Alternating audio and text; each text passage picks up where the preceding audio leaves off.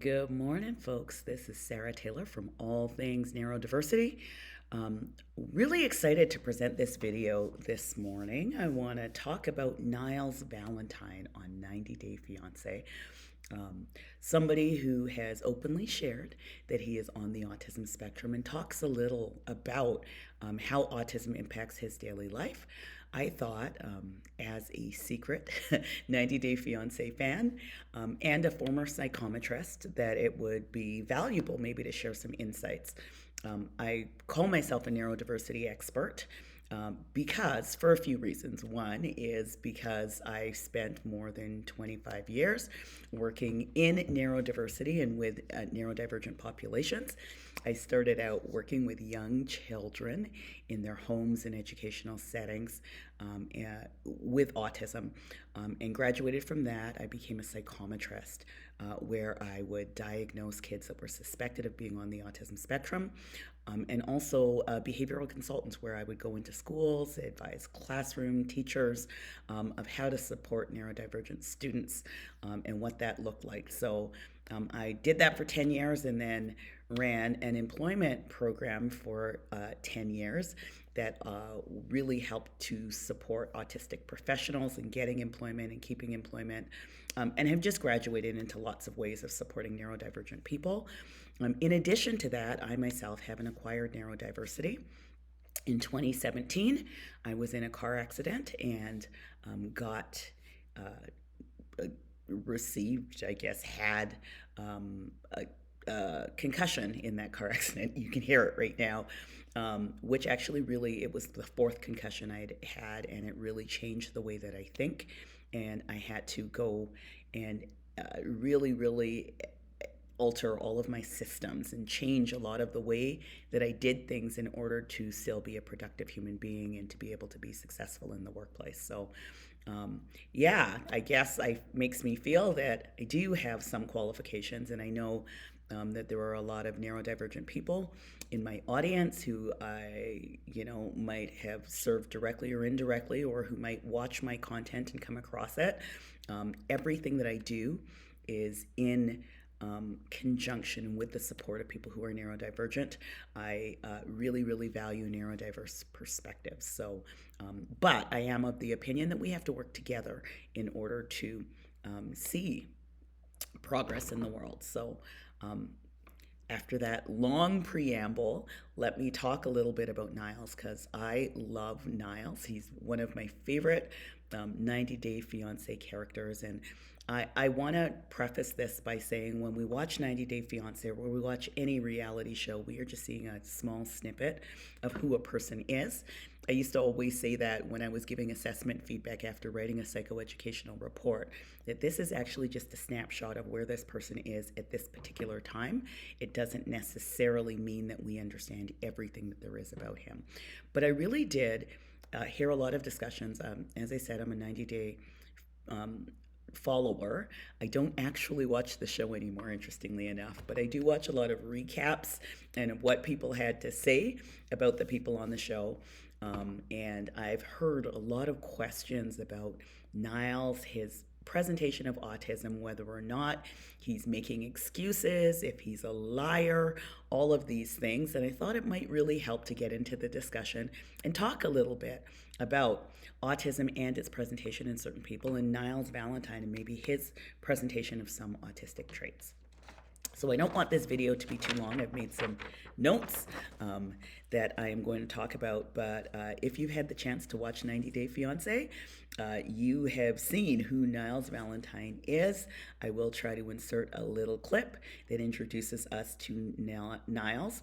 One of the first things he tells us about himself is that when he was a child, he knew he was different. And he started having trouble because he couldn't get along with anybody. And I think that that's a really interesting statement, because when you watch Niles in the show, you will see that he's actually quite lovely and actually quite considerate of people. You can see how he carries intentionality into his partnership, how he tries to consider his partner Matilda in all things, and maybe sometimes is even reticent about giving his own opinions because he wants to be considerate of her.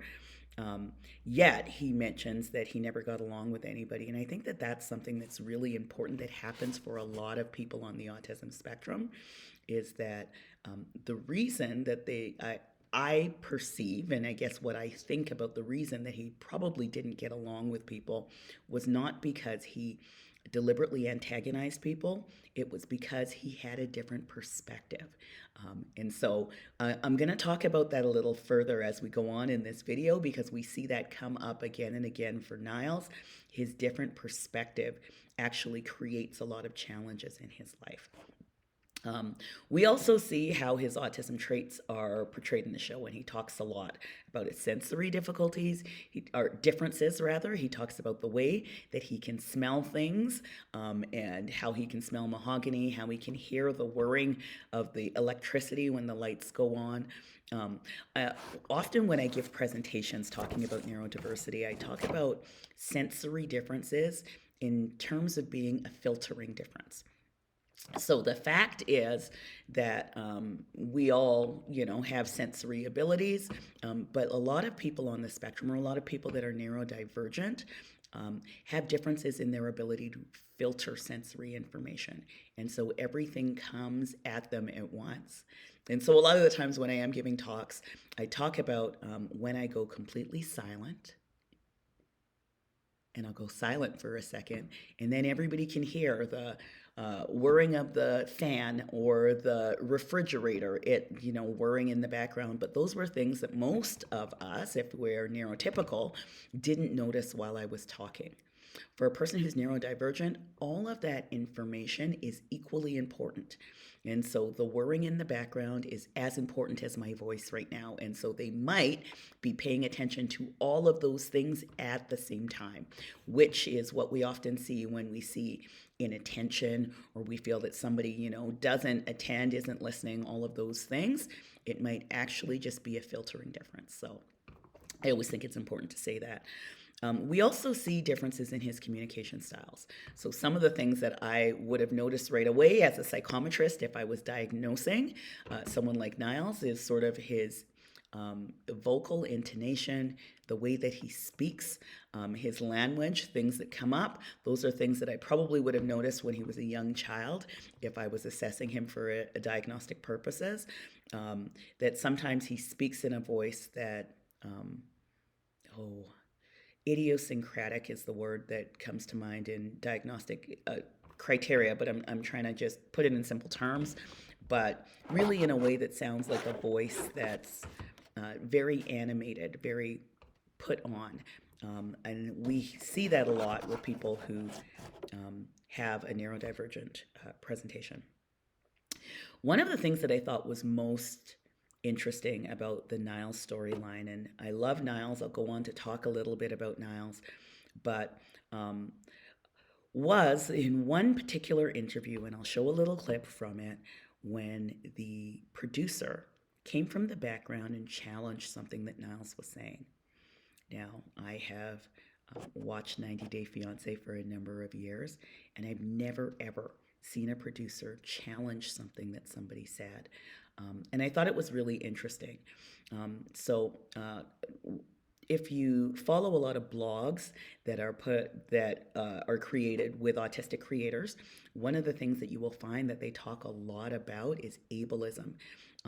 One of the things that I sometimes talk about when I talk to employers that are supporting autistic employees is infantilism. The idea of treating a grown adult person who thinks differently as though they're a child. And that's one of the things, and you may have a different opinion on this, but that's one of the things that I think happens very easily and often for a lot of people who are supporters, who actually really are in favor of a person who's neurodivergent or a person who's autistic specifically, is that they may, in some ways, change the dynamic and parent a person who's already an adult and challenge them in ways that maybe they wouldn't challenge other people. So It's just an observation, something that I did notice that I think maybe wouldn't have happened if Niles wasn't so darn likable and neurodivergent. It probably we wouldn't have seen him be challenged in that way publicly and to see that put on screen. Um, if you compare Niles to some other characters that are on this season, there were other times when we see other people stating information that is easily challengeable, that is not consistent with other things that they've said, and we never see them being challenged. So, just a moot point that I wanted to mention, something that we often see happen for people that are on the autism spectrum. I also want to talk a little bit about some of the challenges we see in Niles's relationship with Matilda. Obviously, I hope that you were able or that you agree, but I see a lot of chemistry between Niles and Matilda. And I know that lots of people sort of have this narrative that Matilda wants to come to America, and that means that she's not sincere. I do want to point out that two things can be true at the same time. She can both want to come to America and really like Niles. And we see that she seems to really like him. She's really attracted to him. They have a lot of chemistry when we see their first meet.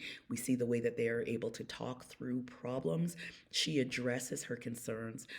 If I would hazard to say that, perhaps if all she wanted was a green card and to get to the States, then she wouldn't challenge anything Niles did. And she would just go along with it and do what she had to do, put up and shut up until she got what she wanted. But that's not what we see. We see them actively working through things that are struggles. We see a very interesting thing from Niles when Matilda challenges him on some of his behavior, when she lets him know what she doesn't like. He is so grateful. He talks about the fact that, it's so much easier for him to know what people want than what they don't. And this actually leads me into a subject I talk a lot about when I talk about autism in the workplace.